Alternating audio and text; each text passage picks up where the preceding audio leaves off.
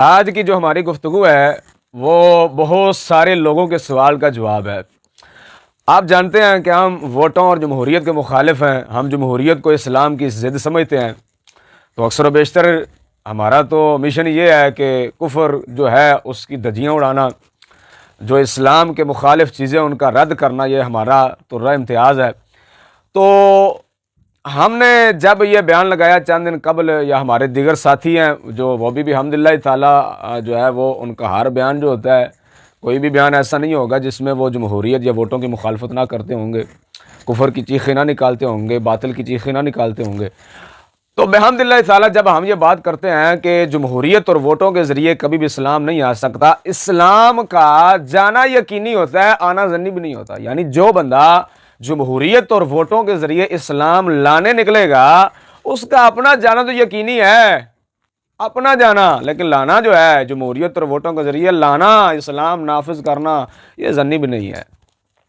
तो जब हम ये बात करते हैं तो अक्सर जिनको अल्लाह ताला तौफीक दे देता है बात समझने की, वो फिर एक सवाल करते हैं, जो समझ जाते हैं बात को कि वाक़यातन यार आपकी बात दुरुस्त है कि जमहूरियत और वोटों के ज़रिए इस्लाम नहीं आ सकता। लेकिन वो आगे से एक सवाल करते हैं कि फिर आप बताएं इस्लाम कैसे आएगा, इस्लाम कैसे नाफिज होता है। तो प्यारे भाई तवज्जो से समझिएगा, इस्लाम की हुकूमत हो या कुफर की हुकूमत हो, जब भी नाफिज होती है तलवार के साथ या जंग के साथ।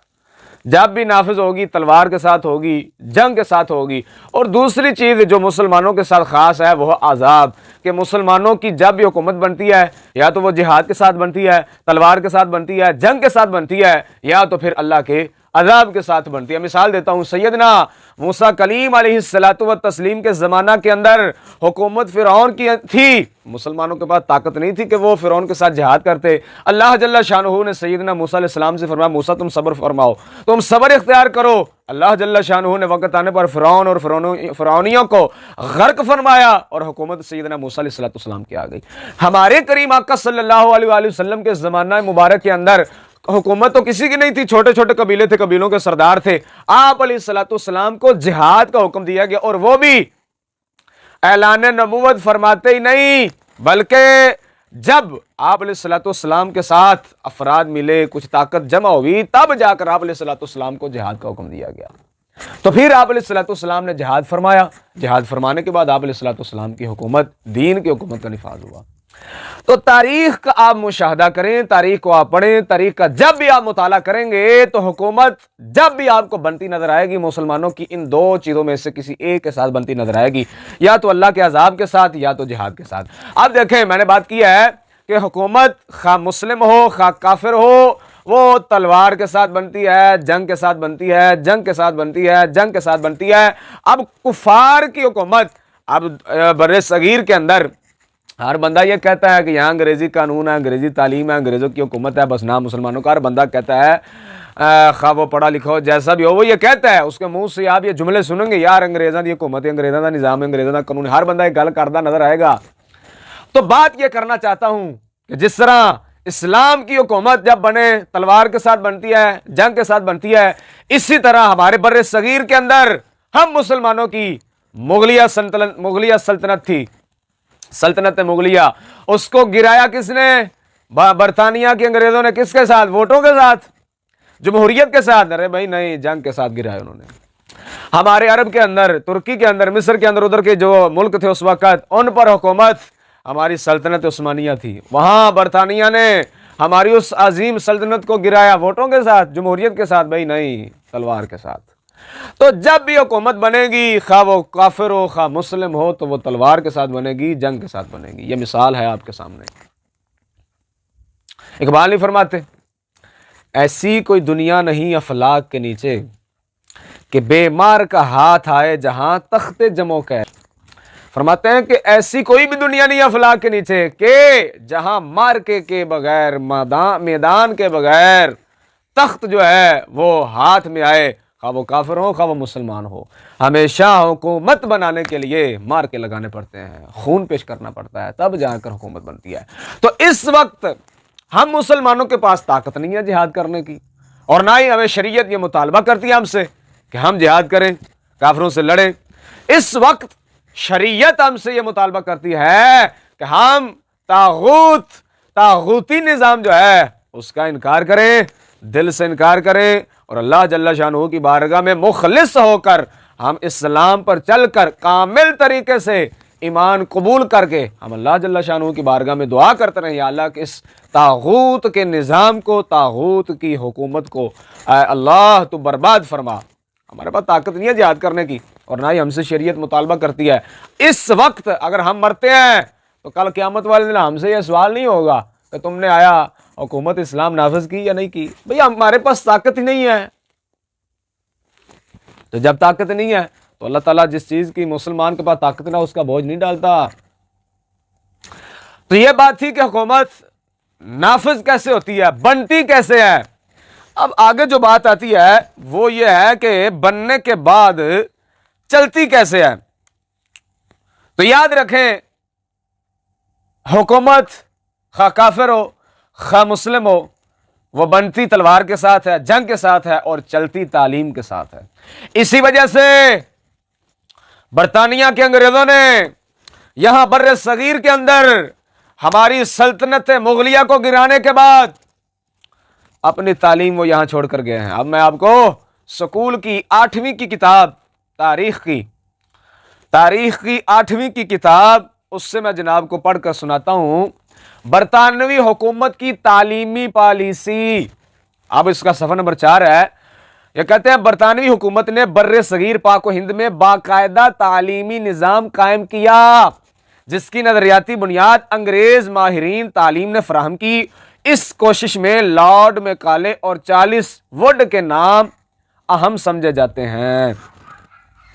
अब अंदाजा लगाएं ये उन्होंने क्यों किया बर्रे सगीर के अंदर।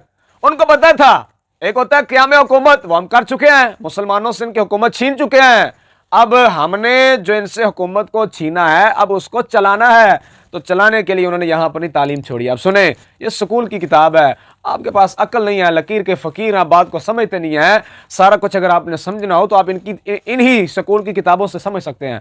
अब देखें, वो कहते हैं 1835 ईस्वी में लॉर्ड मैकाले ने बर्रे सगीर पाक हिंद में तालीमी जरूरियात बयान करते हुए हुकूमत को तजवीज़ दी कि सरकारी जुबान फारसी के बजाय अंग्रेजी की जाए। ये बुनियादें डाली जा रही हैं उस वक्त की कि अंग्रेजी निज़ाम हुकूमत को चलाना कैसे है। तो हमारे बर्रे सगीर के अंदर जब सल्तनत मुगलिया थी तो हमारी हुकूमती जुबान, सरकारी जुबान जो है वो फारसी हुआ करती थी। तो उन्होंने उस जुबान को हटाया और अपनी अंग्रेजी जुबान को उन्होंने लाजिम करार दिया। किसने? लॉर्ड मैकाले ने। आगे उसने अरबी और संस्कृत जबानों को खत्म करने पर जोर दिया। किसने? लॉर्ड मैकाले ने। उसने तजवीज दी कि आइंदा से मशरकी उलूम की तालीम पर कोई रकम खर्च ना की जाए। खैर उस वक्त जितने भी दीनी मदारिस के अंदर जो उलूम व फ़नून पढ़ाए जाते थे, इसने कहा लॉर्ड मैकाले ने कि उन पर आज के बाद रकम खर्च नहीं की जाएगी सरकारी तौर पर, क्योंकि उस वक़्त जो हमारी सरकार जो है सल्तनतें हुआ करती थी इस्लामी, वो अपना पैसा या दीन के उलमा पर खर्च करते थे और दीन के उलमा के साथ साथ वो दीन के मदरसों पर खर्च किया करते थे। तो जब इस्लामी हुकूमत ही ना रही लेकिन अभी ज़ेन इस्लामी बाकी थे, तो उन्होंने क्या किया, अंग्रेजों ने उन्होंने जुबान भी तब्दील कर दी और मदरसों को स्कूलों में तब्दील कर दिया, इस्लामी तालीम को अंग्रेजी तालीम में तब्दील कर दिया। अल्लाहु अकबर कबीरा। लॉर्ड मैकाले ने कहा कि तालीम का मकसद लोगों को सरकारी मुलाजमतों के लिए तैयार करना। लानत है उन लोगों पर जो ये कहते हैं अंग्रेजी नहीं पढ़ेंगे तो अंग्रेजों को मुसलमान कैसे करेंगे। और बगैर तो ये देखो, ये तुम्हारा मामू लॉर्ड मैकाले क्या कह रहा है, वो तो ये कह रहा है कि तालीम का मकसद लोगों को सरकारी मुलाजमतों के लिए तैयार करना और बर्रे सगीर में मगरबी और साइंसी उलूम का फरूग है। यह कहां लिखा है कि अंग्रेजी तालीम का मकसद यह है कि ना पढ़ेंगे तो अंग्रेजों को मुसलमान कैसे करेंगे। बच्चे हो अभी तुम, जिन्होंने तुम्हारी हुकूमत की धज्जियां उड़ाई, तुम्हारी जुबान खत्म की, तुम्हारी तालीम खत्म की, अपना निज़ाम हुकूमत उन्होंने कायम किया, अपनी तालीम उन्होंने कायम की, वो तुमसे कलमे पढ़ेंगे आकर। किसी और को बुद्धू बना सकते हो, हमें बुद्धू नहीं बना सकते आप।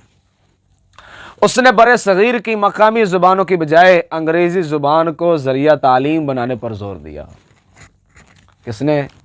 लॉर्ड मैकाले ने। यह है।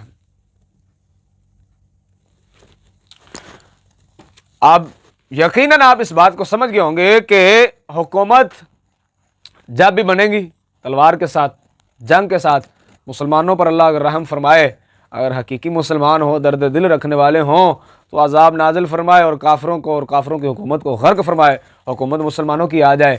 और चलती कैसे है? तालीम के साथ, तालीम के साथ चलती है। अब अंग्रेजों ने देखो हुकूमत कायम भी की और उसको अपनी तालीम के जरिए चलाया भी और चल भी रही है। अब हम लड़कर जिहाद करके तो हुकूमत को नाफिज नहीं कर सकते, कम अज कम हम इतना तो जरूर कर सकते हैं कि मुसलमानों को अंग्रेजों की तालीम से दूर कर दें। अंग्रेजों की तालीम को तो खत्म कर सकते हैं हम, लेकिन कैसे करें? कैसे करें? तनख्वाह किन्हें लेनी है, वो पेंशन किन्हें लेनी है, अंग्रेज का नौकर किन्हें बनना है? गल्लां करनी आसान ने, आया आया दीन, आया आया दीन। पुत्र असी भी थे, तुसी भी थे। जिदन जमहूरीयत और वोटां के जरिए दीन आया ना, फिर सानू भी दस्या जे जी। न्याजी वर्गे, शाह अहमद नूरैनी जैसे, वो दीन नहीं ला सके जिनके साथ इतनी इतनी आवाम थी। जमहूरियत और वोटों के जरिए तुम कैसे ला सकते हो? ये तुम्हारा ख्याल है। फक्की दे सकते हो आप, चूरन दे सकते हो, ये कह कर आया आया दीन आया, लोगों को अहमक और बेवकूफ़ बना सकते हो, लेकिन जो है हकीकी मानों के अंदर आप अपने इस नारे के अंदर कामयाब नहीं हो सकते। और आप खुद रहजन बन रहे हैं, रहबर बनने की बजाय रहजन बन रहे हैं, खुद भी इस्लाम से हट रहे हैं और दूसरों को भी हटा रहे हैं। अल्लाह जल्ल शानुहु हमारी ये चंद बातें समझने की तौफीक अता फरमाए।